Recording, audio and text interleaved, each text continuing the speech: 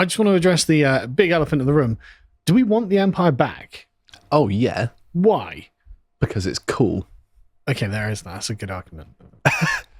Because dominion over the world would be good. Yeah, but there... Glory for its own sake? Yeah. That's speaking to Carl, isn't it? It was a dreadfully large expense, though. The but ability to bully minorities? Well, that's the thing. It's But it's technically the global majority, isn't it? too much contact with the global majority, I'm thinking. I'm very much a little Englander. I think trying to recapture the empire on a global scale is better than trying to recreate it here. Fair point. We could use it for what I assume was one of its original purposes, which is exporting excess Scots. I mean, that is a good purpose. Oh, well. Make Leo the administrator of India. But that would be funny. I'm sure he'd do a great job. No, it's saying that India's too well administered, I would say. I mean, somewhere in Africa, that's where I'd like Leo to be stationed. Just to really watch him move into his element. Just in Zimbabwe, say, Leo, get on that goblin problem. Go on. I'm trying to explain to them that goblins aren't real. But they also the sort of comedy of a very tall man trying to police very tiny imaginary things. True, we should send him to Burma. So he's literally twice the height. Want Leo to star in a remake of Gulliver's Travels. Something like that, yeah.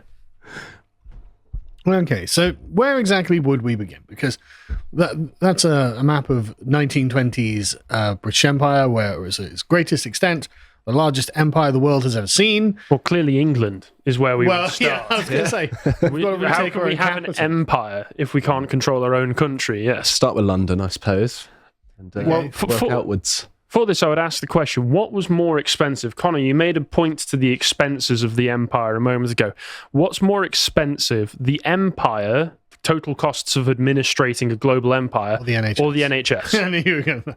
Unironically, that's a genuine question because, of course, the days of NHS spending Twitter account. Oh, it started posting again. Actually, that's nice. So, £60 billion would fund the NHS for just 4 months. How many men and material could we purchase for 60 billion? Well, that's the thing. The world's most expensive painting, the Mona Lisa, is £678 million, or 33 hours of NHS spending. Can you do me a favour and look up just the total gross cost of the British Army? I shall do. So how much do we spend on the army compared to the NHS? Because my thoughts were that the abolition of the slave trade for the 40 years that it was conducted is the single most expensive foreign aid venture of all time. Probably, yeah. Well, the NHS is domestic aid, isn't it? Yeah. Well, you say that, but it's turned into a foreign aid. Well, that's true. So that's been superseded. For the 2023 to 24 financial year, the UK spent £54.2 billion on defence. Right, so we actually less than 4 months worth of NHS. Should we add pensions on top of that as well, just to really depress us? Oh, no. Right, so for the British Empire to live, the NHS must die.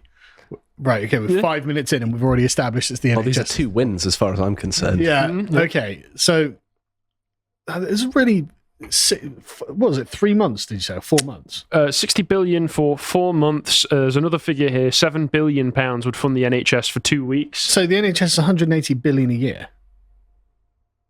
Around that figure, yes. God, that's mad, isn't it? Yeah. We could literally have Africa for that. We wouldn't even need it. We wouldn't need that much for Africa. How much have the Chinese spent on the Belt and Road in Africa? Let's check it out. I'm the figure guy today. China costs for Belt and Road.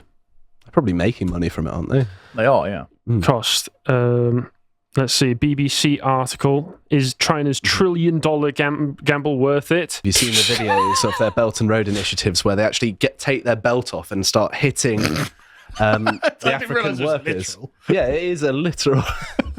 it's horrible, obviously, because they're in like a container. Yeah. But I would imagine that the NHS is probably a lot more expensive than administering the empire, plus, some additional colonies along the way. Well, because you've got to remember, you get resource extraction and all sorts from the empire as well. Whereas what resources are we extracting from the NHS?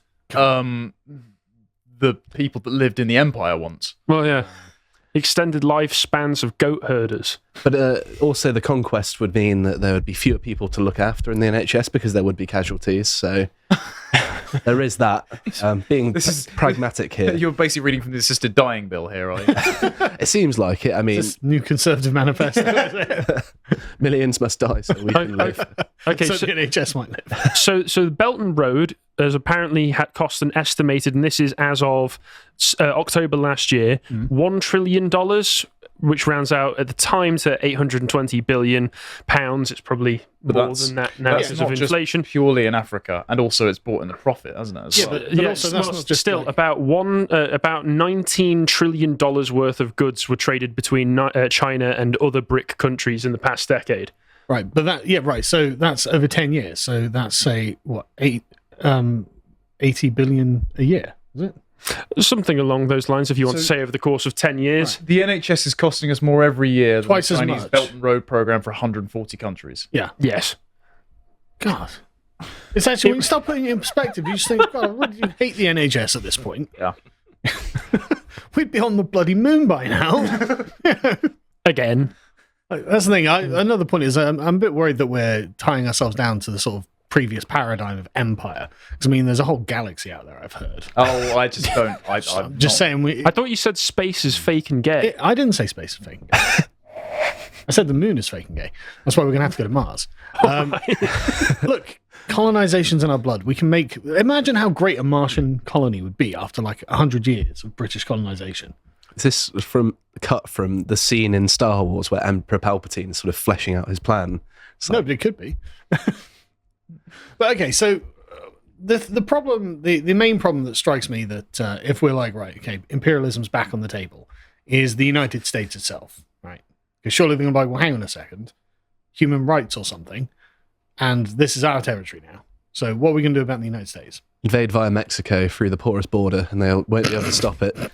They won't want to stop it. That's true, yeah. We're just British refugees. No, wear a sombrero, paint yourself brown, say that you're a Mexican, and they'll welcome the No. You're not thinking like an imperialist, right? No, I'm thinking like a sneaky fucker. No, not nearly sneaky enough. But you are on something. We're going to have to take the Soros route, and we're going to have to bribe all of the South Americans to literally swamp America, right?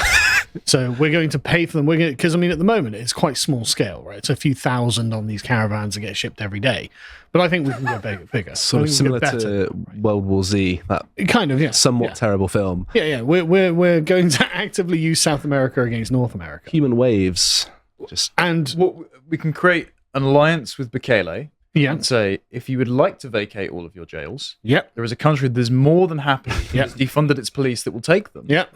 So we can just put them on transports. Yep. And we can just walk them straight over the border. I'm sure that literally every South American country has this exact problem as well. Right. Would we not? So the Americans are going to learn why we're called perfidious Albion.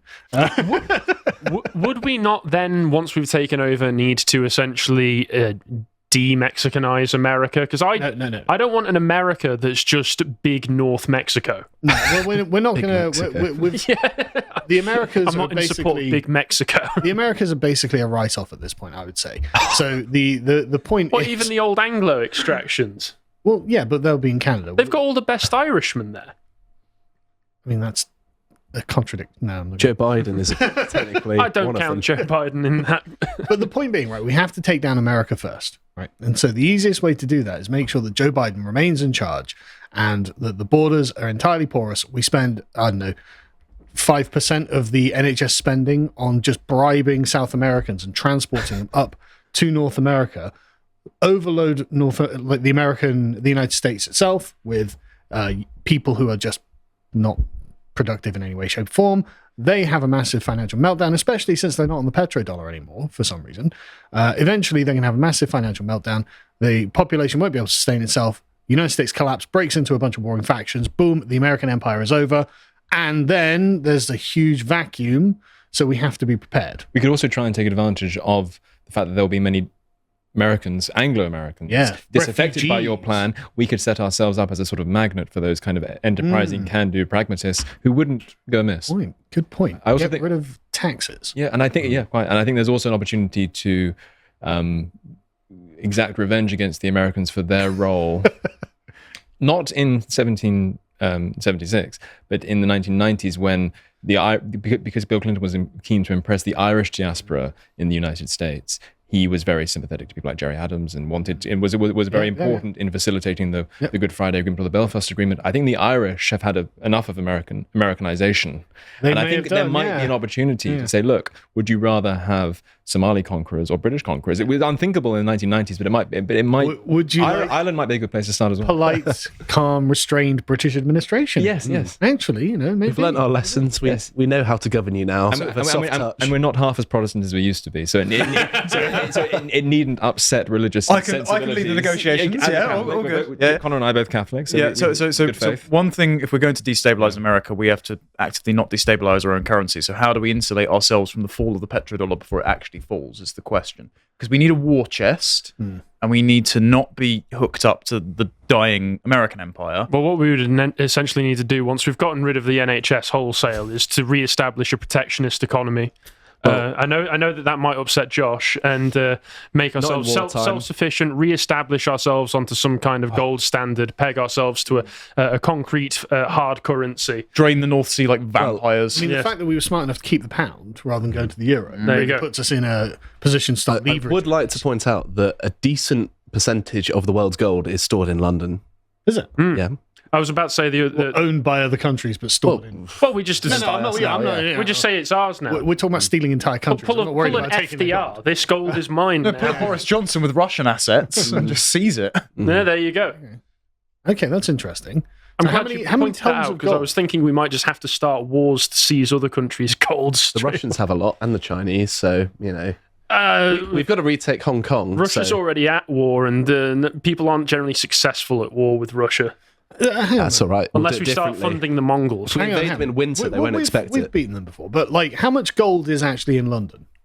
I think it was, off the top of my head, I think it was something like 10% of the world's... Really? Ever printed, if I remember correctly. Ever printed? Ever mined? Yeah. Yes, we 3D print fake gold and peg it to that. Put into bars, right, and for currency. Yeah, bullion, ingots, or whatever it is. Okay, so we've actually got a fairly sizable supply of gold there. That's interesting.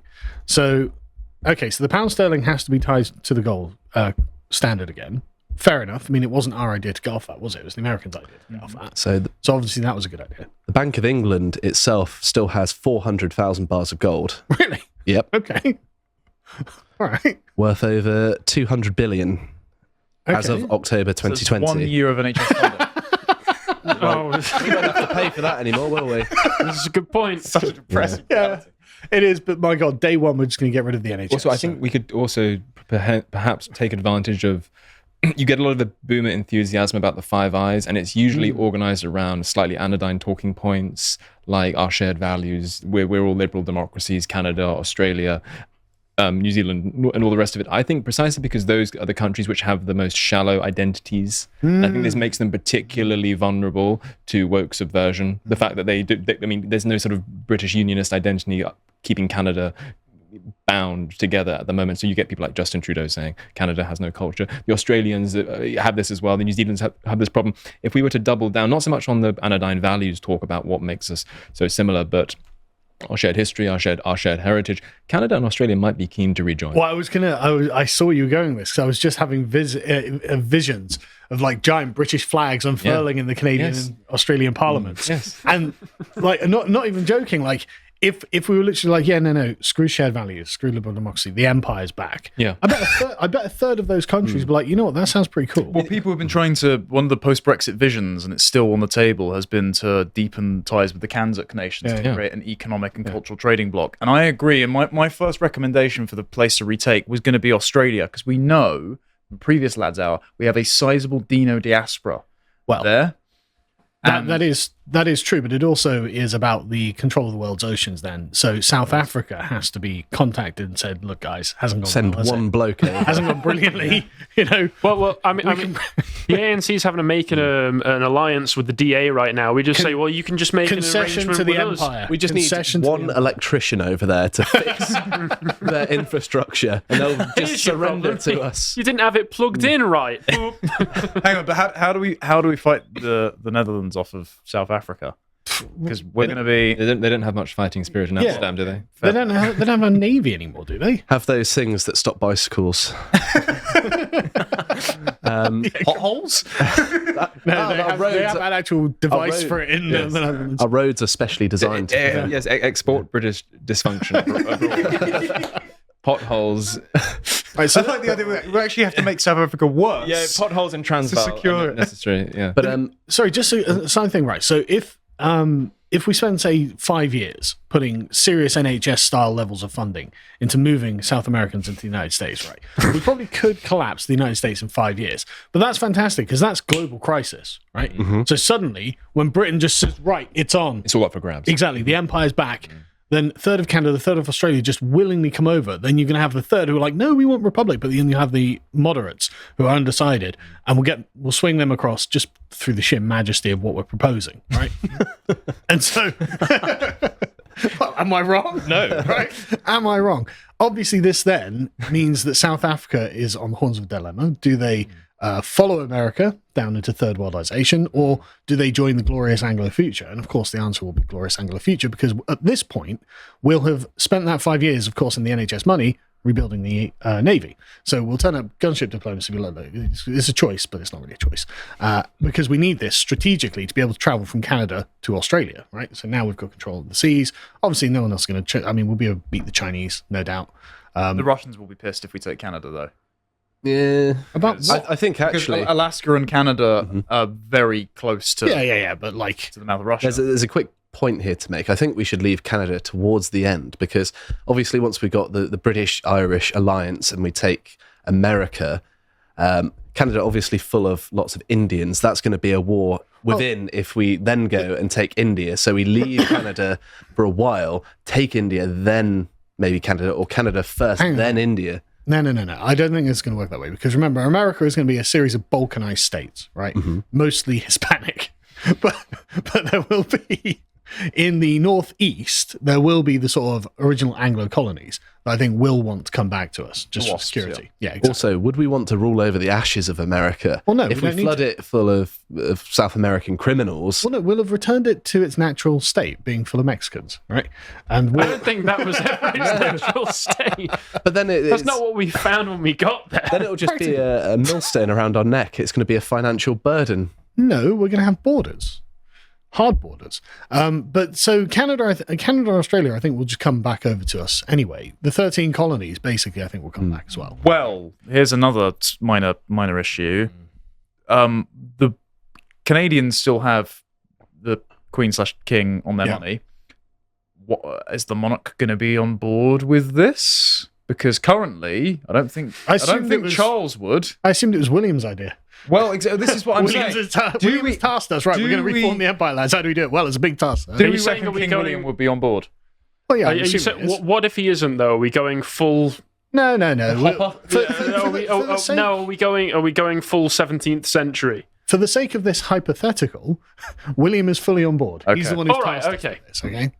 So we're sat around, we're planning, right? So we've got the plan to destroy the United States, balkanize it, and force the rest of the Anglosphere to look naturally to us. I'll tell you what, we'll convince him to be on board, because we'll say we'll collapse America first and get your brother. Well, we can do that as well. To watch the full video, please become a premium member at lotuseaters.com.